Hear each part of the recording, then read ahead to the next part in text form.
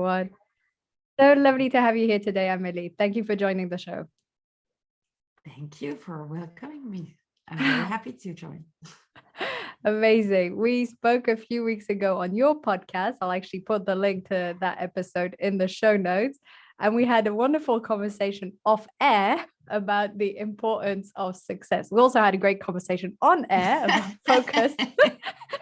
But off air, we were discussing what does success mean to us, how we define it. And we're both very goal-oriented people. And so we had similar approaches. And this is when I had the idea to invite you on the show to discuss this further. And I'm just reflecting right now that the main point that sort of came across was the difference between, goal and process and how we define success along the journey. So let's begin with a very wide question, which is now, today, how do you define success? That's something that evolved a lot. It's been 12 years that I work. I think before working, I didn't even think about what success was. I don't know where I was. It was not a concern of myself back then.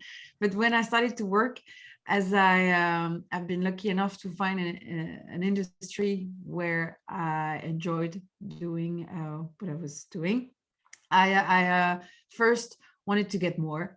I first wanted to be as successful as other people were around me, inspired by others. But then I ended up comparing myself a lot, of course, and I was not very healthy. So I had a major imposter syndrome for years. And so I worked on myself on that. And after a long journey, now today I can tell that the success for me is about feeling, that's going to sound cheesy, but it's actually true, feeling happy and also being able to reach some feelings. By that, I project myself into situation where I feel better, where I feel serene, where I feel happier, etc., etc. And so when I see myself successful, I see myself in this situation where I feel better than today. It's not a continuous pursuit about happiness, because I do feel happy most of the time, but I just want to keep that attitude and that feeling with me. So it's always related now. Voilà. Amazing. I love how you're relating this to a feeling, because I think success is a feeling successful. And I feel, and I think that in today's society, we tend to project success or imagine success as a result or a status or a certain amount of income or comparing to what someone else has achieved, achievements. And all of these, of course, not only are they external, but also they don't necessarily bring the internal feelings that we want, right? So I think we've all had that experience where you think that when you reach that goal or income or whatever it is, you'll feel happy, therefore you'll feel successful and you will have reached success. And then it doesn't happen. Either you don't reach your goals, so you feel like shit the whole time, or you do reach it and then you think, oh, I still don't feel happy. So I'm wondering, what did you do? Because I think we all sort of begin this way, especially given the way society works. What did you do to flip it around, to stop thinking of success in terms of an achievement you need to make or a status, income, or whatever it is, versus a feeling that you want to have? Yeah, I can totally relate to that. I did rushed through a lot of my goals because the next goal was the one where I would feel better, or where I would you can tick the box and say, okay, I did it and now I'm successful. I can totally relate to that. And yeah, the result was not the one I expected, because I always thought that there were an end game, like a place where everything is controlled, where everything is beautiful, where you master something. I didn't understand that the game was going, until, I don't know, my death, I guess, for me, there were a point where I know it's not it's not very happy, but that's actually true. It was a complete journey and not several little journey with a happy ending at the end, and you make a break, you celebrate. No, you have to take that choice. And so my process was the work I was referring to, being brutally honest with me, because what was our, I needed to at one point to focus on what I was actually looking for, what was important for me, what was the real deal in this rush. Was that very important for me? So I asked myself a lot of difficult questions, and in the beginning I tried to find answers out there, because I was looking for inspirations, and all the people I was looking up to, I thought, yeah, they must have gone through the same thing. And for sure, I guess most of them, yes, did. But at one point, I realized that it was an internal job that I need to do, and finding my own answers. So brutally honest, that was another type of journey that is never ending as well. Yes, and it's not like success being internal makes it easier, right? It's not No, that no. makes it an easier journey. It's not that it's easier to reach. I feel that what you're saying about being brutally honest is key, and having the courage, I think, to confront what, happiness means to us, success means to us, and how we can feel that way on a daily basis. And that sort of leads us to the next part, which is something we discussed at length when we spoke off air a few weeks back, which is how can we enjoy the process? So while we're working on our goals, it's fine to have goals, it's fine to have a direction to work in. But as we don't want our happiness to depend on these achievements, right? This is a whole point. We don't want our happiness, well-being, inner peace to just be waiting to reach that goal. So instead, again, it's a matter of flipping it around. How do we ensure that we're enjoying the process, that we're enjoying this journey, inner journey, outer journey, both? And so what have you put in place? What sort of practices do you have that help you to, enjoy sort of every day and every pace, even if you're not at the goal yet? Yeah.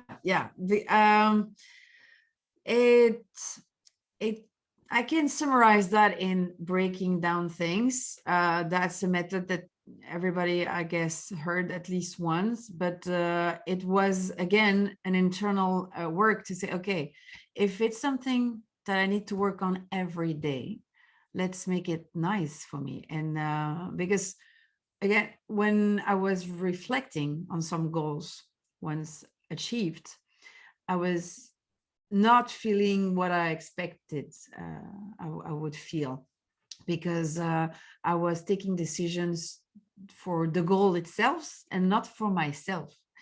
And all this decision for the goal itself, of course, when you put energy in the right direction, you always end up to some results that can, let you think that it's complete. But it was not for myself again. So I decided to break things down as much as I could. So every day I have the choice to take the decision, okay, let's do something that is for me. Let's do something that is for me, instead of just the goal. And finding what was very important for me helped me to make goals that makes more sense. I embraced a career in consulting. The world of consulting is completely different than a path to freedom in the head of a lot of people, because you work for agencies, for big companies. There is rules, there is codes, and when I look at myself back then, when I was so excited to enter in consulting, I was like, yeah, what happened to you? You even see that on my pictures. Back then, I was like, good as gold, very quiet person. You can't see me as I am now, because I was kind of playing a role, because I needed to get there to match my goal. Well, throughout the years, I did consulting, and I'm still doing consulting right now. I twisted my consulting behavior, and there is room for any type of consultant. That's the good news, because I did it, so you can make it. Anybody can do it. You don't have to fit in a box to reach your goal and reach your objective. But so every day I got something I'd like to do that is more like me, and what helped me to find the motivation, because every day, you're not. I'm not waking up every day ready to do all the tasks that I wanted to do. I got that dream. I got that vision of myself. In 3 years, 5 years, 10 years, that's more or less the same lady, but with different adventures. And I like to reflect on her, to look up to her, and have conversation with her, and respect her journey. And so, okay, what can I do for today for you? And then that's how I can find motivation to reach where she is already, and how can I help her to stay there and to be there. So it's a little bit spiritual as well.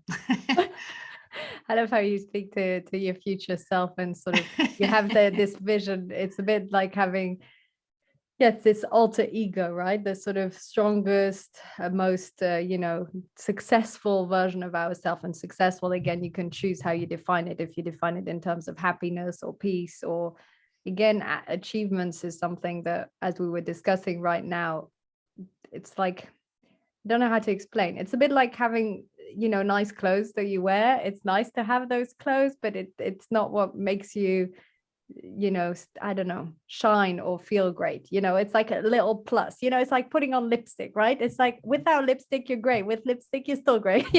That's how I feel about achievements. It's like, okay, it's it's a new piece of jewelry or a lipstick or a nice pair of shoes, but it doesn't really make that much difference. It's like nice for about 5 seconds, and then you forget you have it.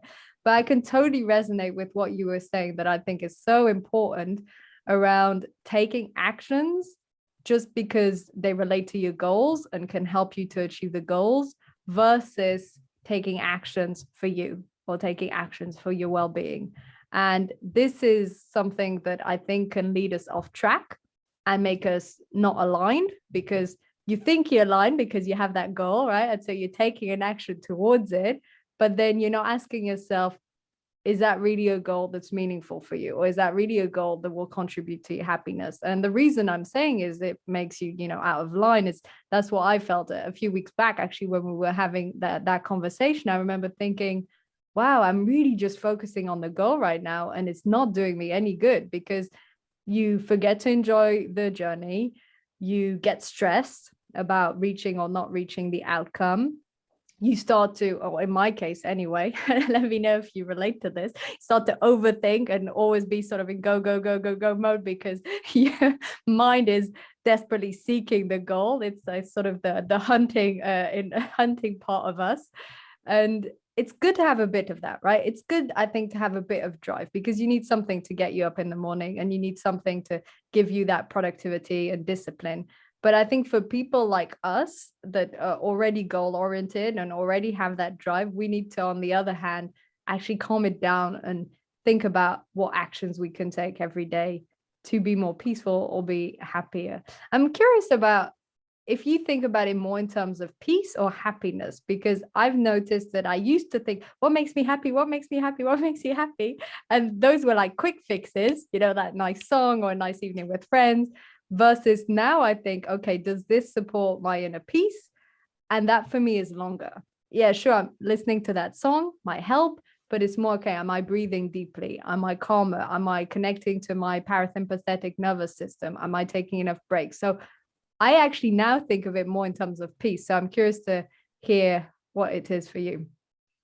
Yeah, that's super interesting. And that's true. I used happy because my definition of happiness is feeling more serene, feeling more at peace, etc. So completely aligned with what you just said. And that's true, because for years I was always in the move, in the urge, and in the movements nonstop. I was a human doing anything, everything. And actually, I just started to just do more stuff, but for myself, pushing me to be more than to do. And so I started to be, I was scared about everything like routines. For me, it was boring. I was not moving forward. Yeah. And I was like, what? It's so quiet around me right now. It's not okay. It's like I needed to be upbeat all the time. And that's how I found a lot of my motivation, my drivers. But it's like also taking decision because I was scared. And I had drivers. I think I have countless drivers, but these ones were not the good ones. They were pushing me to action, but I was not taking the right decision for myself, meaning for my health. I think the biggest revolution that happened in my life, that was 7 years ago, when my body broke down and I had to learn how to take care of myself. And well, okay, I was forced to do it. So that's why now I invite people to try before something break. That's better. But I understand that before something bad happened, it's hard to put yourself into that questioning. Um, and so, yeah, I started to learn, how to take care of myself. And when I discovered that peace, I said, actually, that's what I need. Life feels so better with this. And some people around me started to change. My way of working started to change. The decision I took were different. And yeah, that's when I started to feel, okay, I'm happier because I was peaceful, more peaceful. And it does not change who I am inside. I mean, who I am basically, because I'm still somebody who needs to do a lot. Taking breaks is a challenge for me.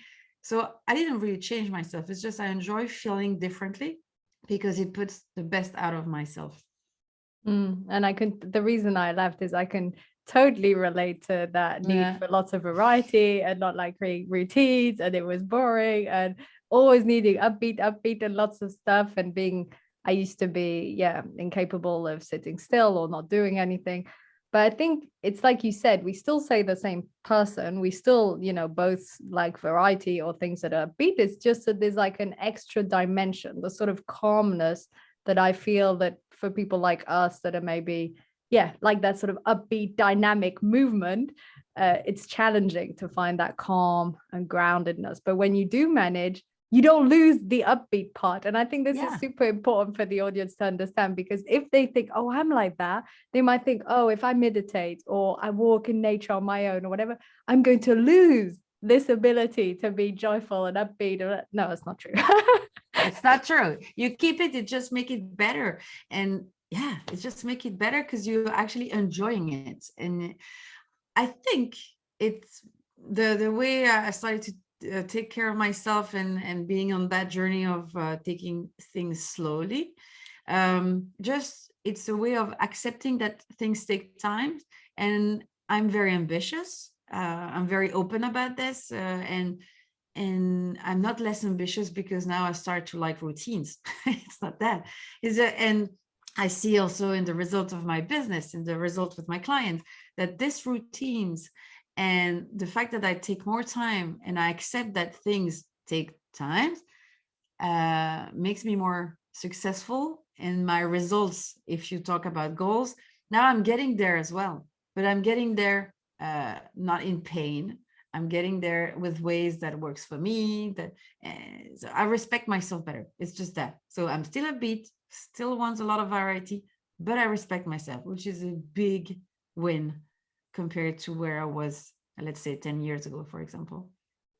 For sure. And it's interesting because what you're saying now about sort of accepting that it takes time, it's again directly linked to enjoying the process. So if you were putting all of your hopes and all of your energy and efforts on, I must get that goal, then you're less likely to be patient. You're less likely to take your time or acknowledge that it will take time, and you're more likely to rush. And this is also a huge insight I had in our last conversation, which was around impatience and uncertainty. So maybe you can say a few words about that, because this was really a huge epiphany for me. Yeah, I can relate. The day I heard that, I was like, oh my God, this is the thing. So as a very impatient person, everything that I described earlier is the proof of that. I want things to go fast. I want results fast. I want to find a way to make it happen. It's also, being lazy in some sort, because I'm going to find the shortest and the best way to do it. And this impatience sometimes dragged me into the worst feelings. And discussing that with my coach at one point, I discovered that this impatience was actually the same thing, or the cousin, let's say, that of the uncertainty. And yes, the fact that I can't predict the future, that I can't control the future, pushed me to speed up things. So it's like the future will happen faster and my uncertainty will dissolve. But hey, spoiler alert, it didn't work this way. And didn't work this way. And going faster and faster just pushed me to go faster and faster. And since I accept, it's a process, I'm not there yet, huh? But since I accept that is uncertainty that pushed me to act in a frenzy behavior sometimes, it helped myself to just step back and say, okay, why is now uncertainty a big issue for you? How can I reassure myself? How can I be comforting for myself? Because the future, whatever I do, I will never have that crystal ball that will help me to see what's going to happen. The result will not come faster, and for what I need, actually, it will not come faster if I go quick in my actions. It's also realizing that it's uncertainty, like you said, and finding maybe ways on the moment to reassure ourselves. Because when we're feeling impatient, we just think, okay, I just need to be more patient. And then we try and force ourselves to think, it's okay, I'll take time. It's okay, I'll take time. And then if you're like me, which it sounds like it, 5 days go by, like, right, it's been time. It's been 5 days, or it's been 2 weeks. And when people say it takes time, it can be 6 months, right? And for people who are very impatient and fast, 2 weeks feels like a really long time. Like 2 weeks of doing your ultimate best. It depends on the goal. Of course, you don't write a book in 2 weeks, but maybe if I send out book proposals, for example, to my book editors, and it's been 2 weeks, it feels like a long time. And so I think in those moments, we just think, oh, I need to be more patient. And you can work on that, and it's possible. And I know I have with meditation and other things. But when you suddenly acknowledge, oh, it's because I'm feeling uncertain that, for example, in my previous example, that I will be published, then you sort of think, okay, well, what can help me to feel calmer about this, or more certain that it will happen? And suddenly, if you become really convinced that at some point your book will be published, then you're not as impatient anymore. You don't think, okay, I need to hear from them now. So it's true that really fast, impatient, fast concept and way of thinking is because we're trying to soothe ourselves that it will happen, that goal will be reached. And as soon as you already believe that it will be reached, that impatient isn't so strong. And this is something that Tony Robbins talks about when he says you need to feel certain before you reach your goals. And I remember this was, again, another epiphany moment. I have many. I remember thinking, wow, yes, if you just wait till you've done a gazillion sales, for example, or whatever it is, book proposals from editors that have been accepted, if you just wait for that to feel certain that your book is good, for example, then no, you need to feel certain about it before, because that'll inform how you write your proposal, who you reach out to, how you follow up. And so you need to feel certain first. So I feel that the work is more about feeling certain, feeling confident, having that self-esteem, working on your imposter syndrome, for example, as you said, feeling grounded. And then from that place, first of all, impatience disappears. And then hopefully you enjoy the journey, but also you get the results. Yeah, that's completely that. You have to find a practice that helps you to find that confidence. You need to gather proof that you are actually successful in everything you do. The success is something that is very personal. We talked about that. But when you reflect on what has been done on the past, on different events, you will find in this situation proof that you've done something that matter to you, that matter to your goals, to your big vision, to whatever it is. And that's what helps me a lot, because when I start to be impatient, fidgety about something, okay, let's step back again and see, in a similar situation, there is always something you can relate to. What happened? Did I do everything I could? How was it? Did I did it finally? What was my learnings from that situation?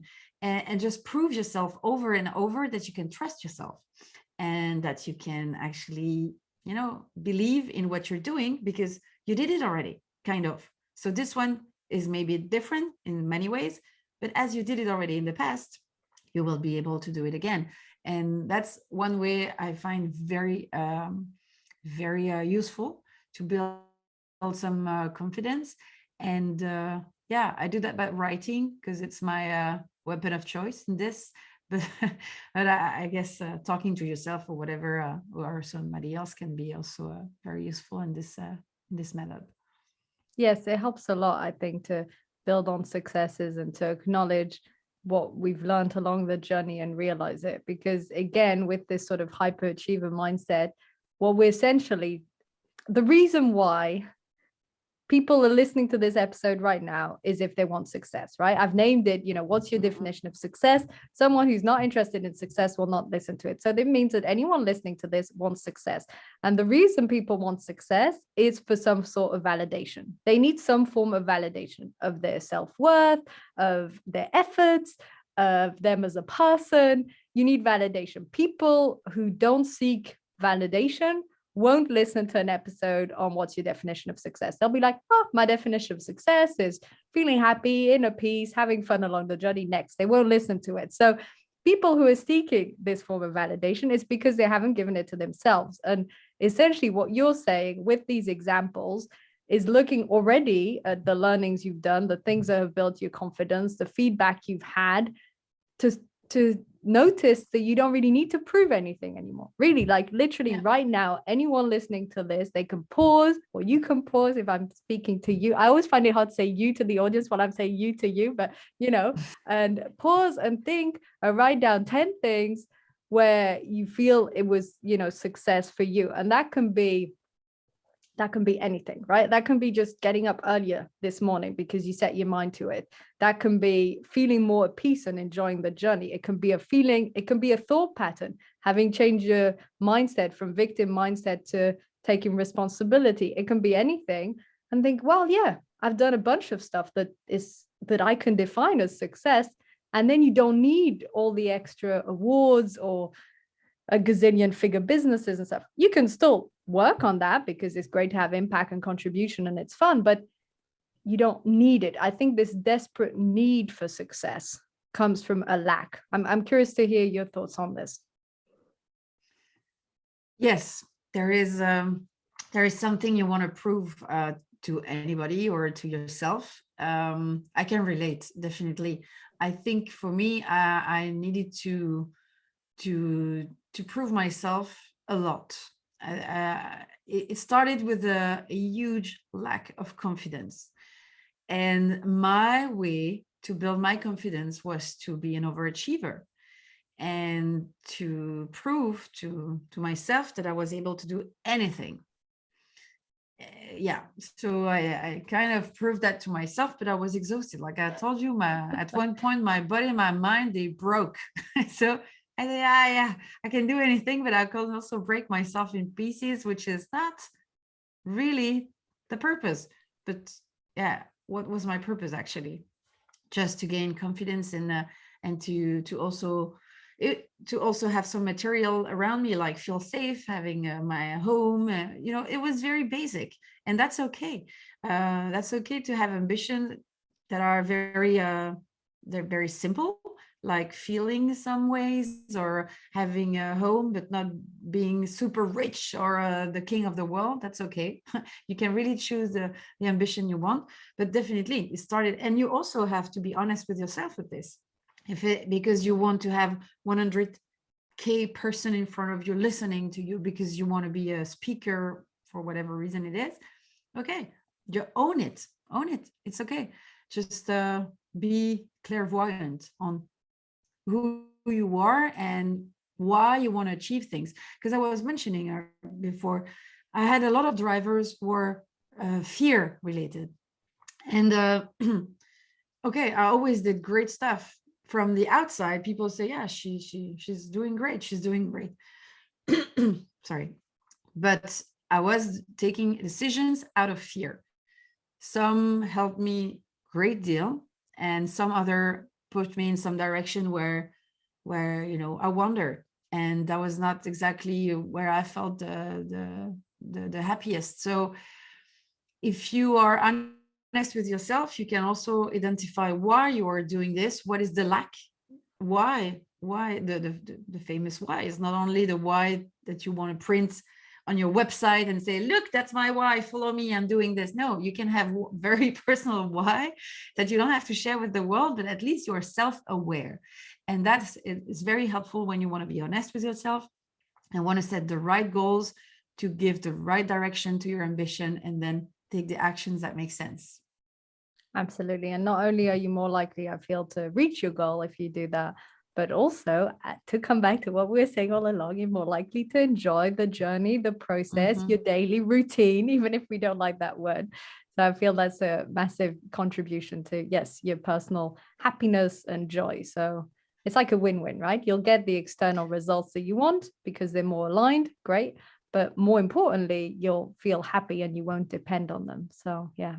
Yeah, definitely. That's a journey on itself already, huh? Because starting to say, okay, why am I doing this? And then the whole process of being honest with yourself, that's already something, that takes some time, but totally worth it. Totally worth it. Because that's the only way so far that I found how you can enjoy your journey. Otherwise, you can't just decide one morning and say, okay, let's enjoy it. Yeah, it requires some work upfront to be sure that you're not lying to yourself, or the fake it until you make it does not work. It's just not fair for enjoying the journey. But yes, asking those questions and looking inwards and starting to shift from just external results based to internal feeling and process and working on that journey. Amazing, Amélie. I feel we could speak all day. I don't just feel, I know we could speak all day. And I know we could speak all day about this topic. We already approached the half an hour of today's podcast. It has literally flown by. I love this topic and I love your energy. Thank you so much for being on the show today. Amélie, what last word you want to leave the audience with? Ooh, try it. If it's scary, a little bit scary, it means that there is something in this for you, but be sure that it's not out of fear, but out of curiosity that you dive into this, and be compassionate with yourself, because that's, I think, the main ingredient for any step forward, and not the speed. Voilà. I agree. I loved it. Thank you so much, Amélie. It's been such a pleasure to have you here today. Thank you very much. Thank you.